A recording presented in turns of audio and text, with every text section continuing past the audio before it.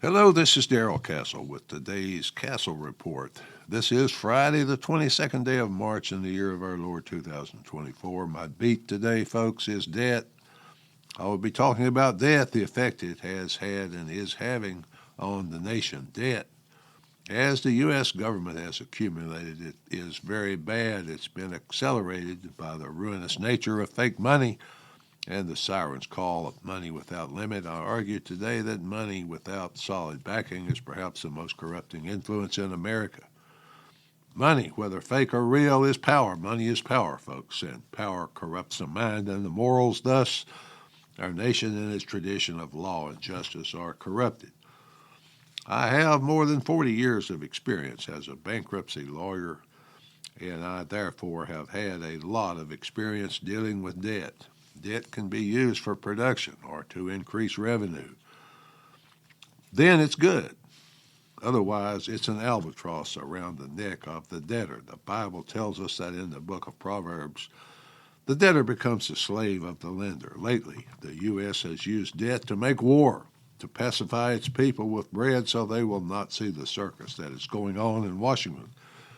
It took the United States 205 years to accumulate its first $1 trillion of debt, but now the process is accelerating. Washington was at $5 trillion by the administration of George W. Bush, now stands at $34.6 trillion at the time of this recording. The United States now adds $1 trillion of debt every 100 days. The latest projections show $60 trillion of debt by the year 2034, just 10 years from now. Keep in mind that projections almost always fall short of reality because economic conditions change, as do the whims of politicians. $60 trillion of debt would put the interest payment at around $3 trillion per year at average interest rates.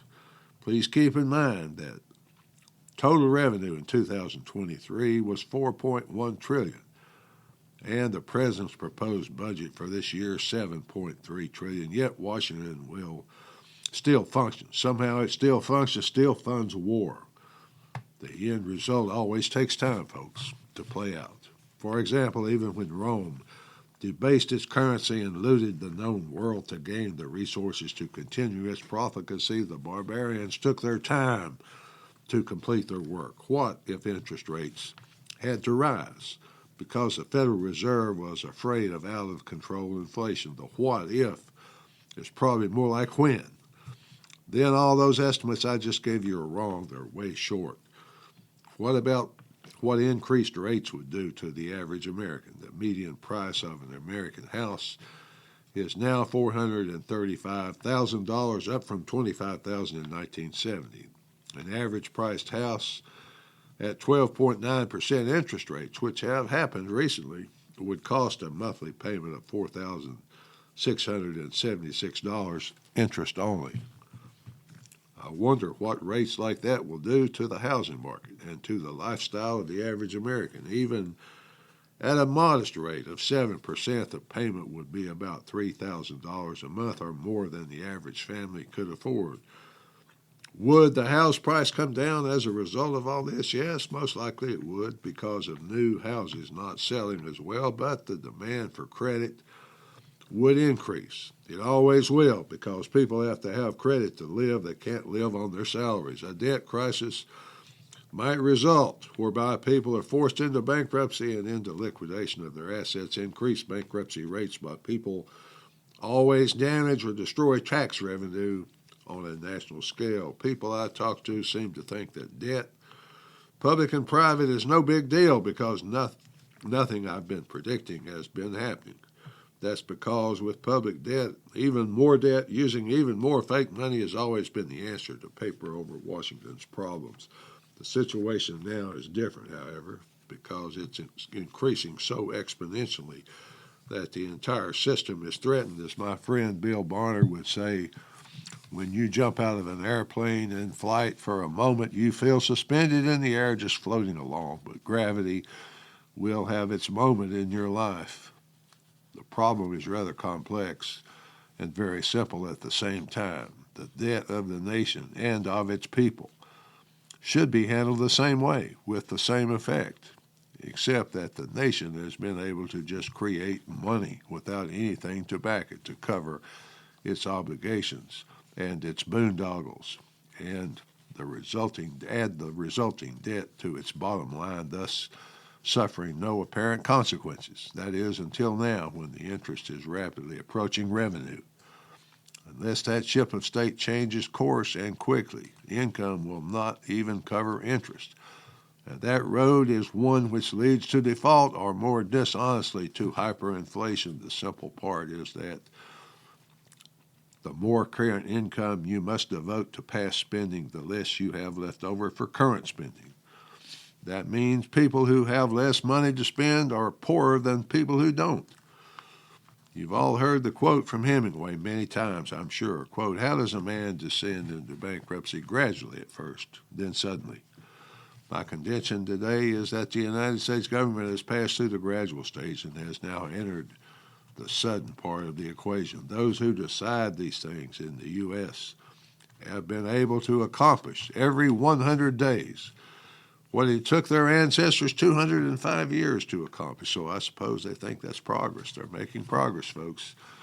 This causes sorrow in me and many others, because it seems impossible. But there it is. There you have it. I fear the debt is assuming an exponential aspect whereby it cannot be stopped until we reach default stage or hyperinflation, and the Washington politicians pack up their bags and flee out of town. If only the nation's gross domestic product, what it produces, if only that could keep pace with the debt, then we could maintain the system. But alas, they have ruined that too. The GDP, the gross domestic product, is now old and non-functional, decrepit. But the debt is Usain Bolt in the 100 Olympics. To illustrate my point and emphasize my paranoia, at the current rate, the debt will reach $50 trillion in 4.7 years, or in the year of our Lord 2028. Meanwhile, the Congressional Budget Office projects GDP growth rate at 1.8% annually through 2028. The famous multiplier of Dr. John Maynard Keynes, for which many decades has allowed the average Washington hack to turn water into wine, to turn dross into gold. That formula has finally decided to show us the reverse. Yes, this miracle that has allowed the U.S. government to buy and control the world is reversing, and now starting to turn wine back into water. To paint a clearer picture, one from my childhood, the golden goose has been killed. He lies flopping on the ground while his bloody head is on the chopping block for the whole world to see. To give you the effect of all this on the present generations of Americans, I quote economist David Stockman, quote, at the spending and borrowing since 1970 has encumbered future generations with an insufferable debt albatross, even as it has left present-day Americans with hardly a fraction of the economic improvement rates enjoyed by their parents and grandparents a half-century ago, end quote. What does all that economic language mean, folks? If I may interpret David's words, he's saying that kids today have little to no chance of realizing that portion of the American dream of parents for more than 200 years, and that is that their children would have better lives than they did. According to the Washington Post, interest costs are the fastest growing item in the budget and are accelerating past defense costs rapidly. What will be left for Social Security, Medicare, Medicaid? War, chaos around the world. How will the United States of America continue the bread and circus ritual to which the population has become addicted? Jeff Bezos at the Washington Post says that democracy dies in darkness, but perhaps Jeff is wrong. Perhaps democracy dies in debt instead. Are there any solutions to this dilemma? Well, yes. Yes, I can think of a few solutions, but two of them, the most desirable two, require people of goodwill in charge of the federal government, which is very, very doubtful right now. The first step would be to bring the level of debt acceleration below the rate of GDP growth. That would at least stop it from getting any worse for a while. This would have to start with a commitment to a drastic reduction in spending. Every department would have to be cut, many of them eliminated. Sacred cows would have to be slaughtered for the common good that Democrats are always talking about.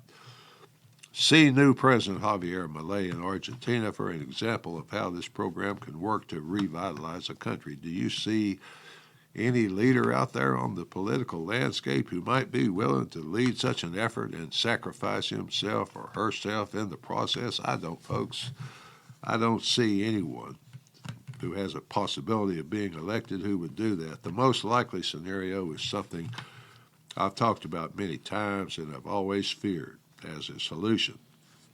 We are being set up for some type of globally managed, i.e. the World Economic Forum, central bank digital currency, the two dead outcomes of which CBDC is the second, is also the most likely because it gives more control to our ruling elite and their global masters while keeping us enslaved without privacy. Perhaps we ordinary Americans could avoid some of the control that's coming our way by going to Bitcoin or some other digital currency. You may hear the powers that be say, well, we have a disdain for Bitcoin for digital, but if you do hear that, you should wonder why, if digital is so bad, CBDC is so good. Bitcoin just hit an all-time high. Many see nowhere for it to go but up, given the attitude of the government towards debt and privacy. Bitcoin and gold are hitting record highs right now as the world seeks alternatives to the debt-burdened dollar. Since the Bretton Woods Agreement after World War II, the dollar has been the world's reserve, meaning that other currencies have to be converted into dollars before international commerce could be conducted. Other nations did not have to worry because their assets were as safe and as solid as the dollar, but then the U.S. decided to change the equation. Stop all this live and let live libertarian nonsense. Russia got into a border war with another European country, a very common action to which hardly anyone cares or pays attention, but the U.S. let the world know that this is an international rules-based global order, and the U.S. makes the rules and sets the order, and it decides who's good graces and who isn't.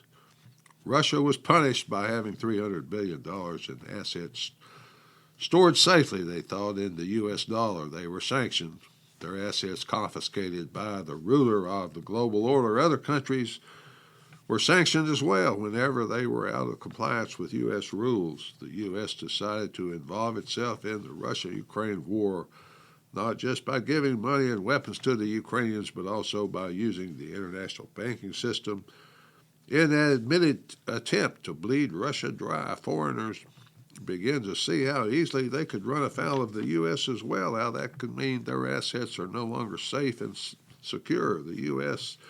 could use its control of the system and its reserve currency status to literally shut down their economies. This series of events led Russia to look for alternatives and for alliances outside the dollar system. It was a gigantic mistake as Russia sought and found alliances with other nations that believed they were being bullied and were open to new alliances. The Biden administration apparently failed to realize that Russia's vast deposits of natural resources insulated it from the bullying. If these alliances continue and the U.S. continues its meddling and bullying around the world, then the dollar could lose its reserve status. That would be a catastrophe for a nation with more than $34 trillion of debt and climbing every day. Finally, folks, to avoid default and or hyperinflation resulting in mass poverty and a much lower standard of living, deal with debt growth before it's too late, cut spending, close unnecessary government departments, come home, mind your own business. At least that's the way I see it.